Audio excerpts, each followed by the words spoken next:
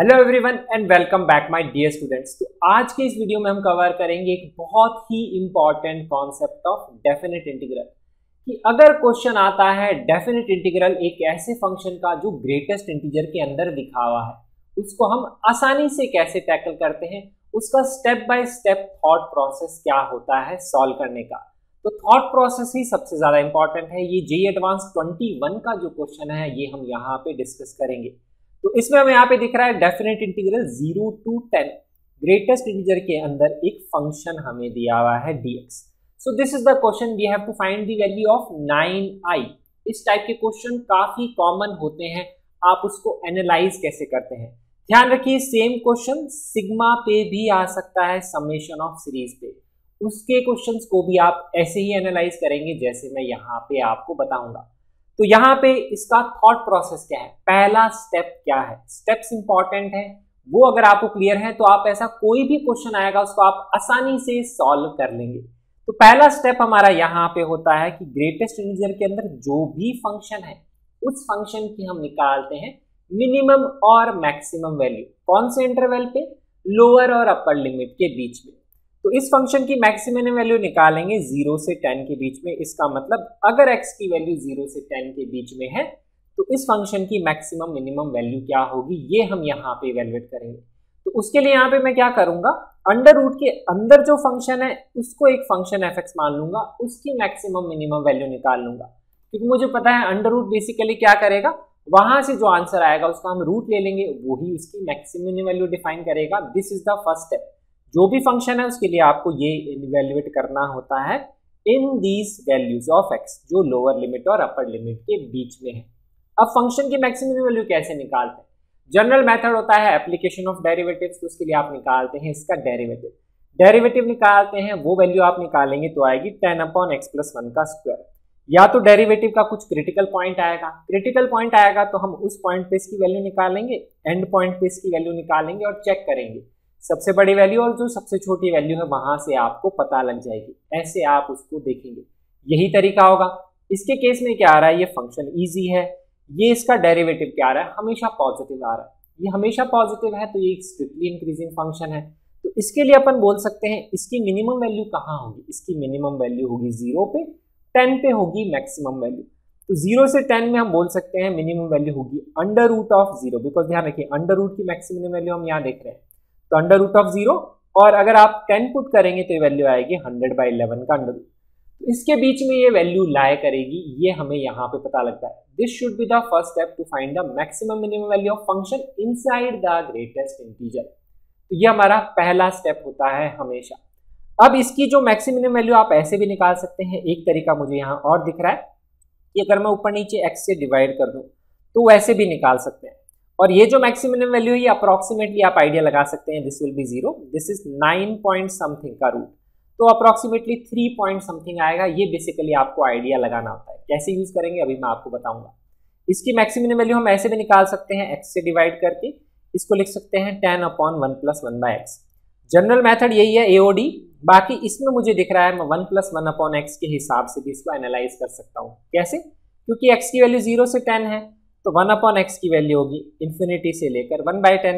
Inequality का sign change हो जाएगा क्योंकि अपन ने रेसिप्रोकल लिया है। तो 1+1/x की मैक्सिमम वैल्यू कितनी होगी, दोनों तरफ 1 ऐड कर देंगे तो 11/10 से बड़ी होगी, इन्फिनिटी से छोटी होगी। और अगर मैं उसका रेसिप्रोकल ले लूंगा तो फिर इनइक्वालिटी का साइन चेंज हो जाएगा। सो this is value between 1/∞, that is 0 से लेकर के 10/11। तो यहाँ पे इसको अगर आप ऊपर 10 से मल्टीप्लाई करेंगे तो that will lie between 0 to 100/11। ऐसे भी आप निकाल सकते हैं, फिर उसका रूट ले लेंगे। तो बेसिक आइडिया यही है, हमेशा मैक्सिमम मिनिमम वैल्यू हमें इवेल्युएट करनी होती है। अब इसके बाद का अपना नेक्स्ट स्टेप क्या होता है, नेक्स्ट स्टेप क्या है, नेक्स्ट थॉट प्रोसेस अपना क्या है, जो भी आप मैक्सिमम मिनिमम वैल्यू निकालेंगे उसका आप ग्रेटेस्ट इंटीजर निकालिए कि क्या वैल्यू हो सकती है। तो इसके ग्रेटेस्ट इंटीजर की वो वैल्यूज होगी जो इसके बीच में इंटीजर आएंगे।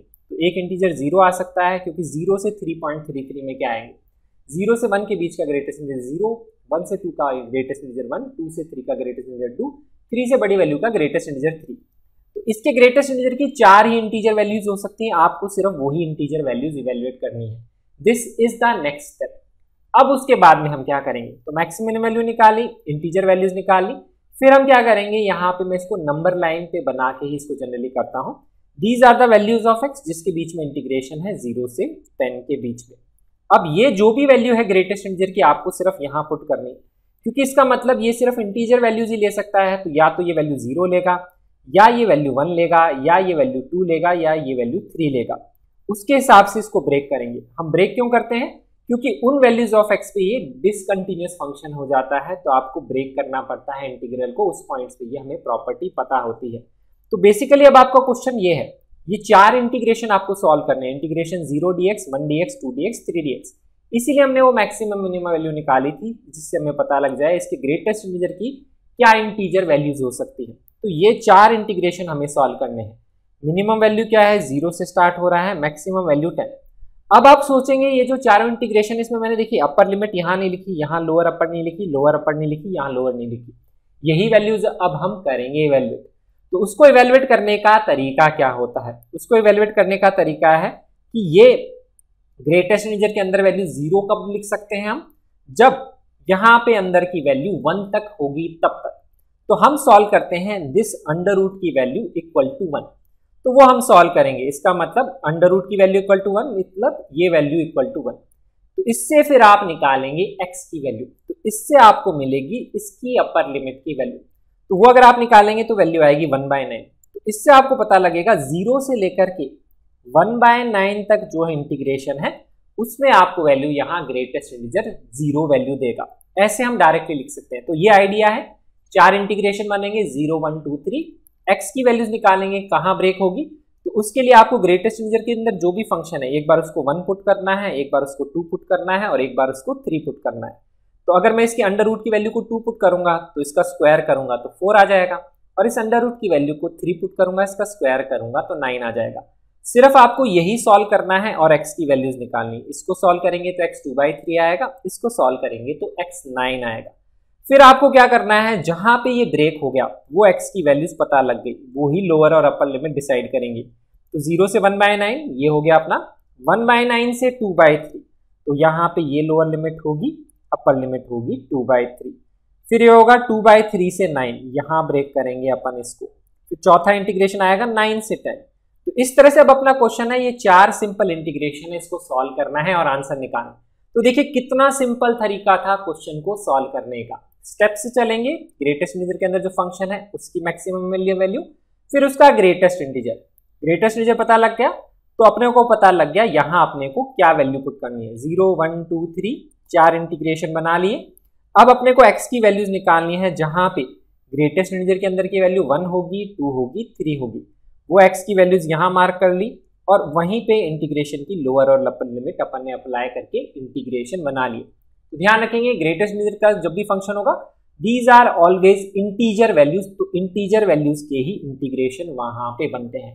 तो ये कॉन्सेप्ट है। इस तरह से आप कोई भी ग्रेटेस्ट इंटीजर का क्वेश्चन सम ऑफ सीरीज का है या इंटीग्रेशन आए डेफिनेट इंटीग्रल का, आसानी से सॉल्व कर सकते हैं।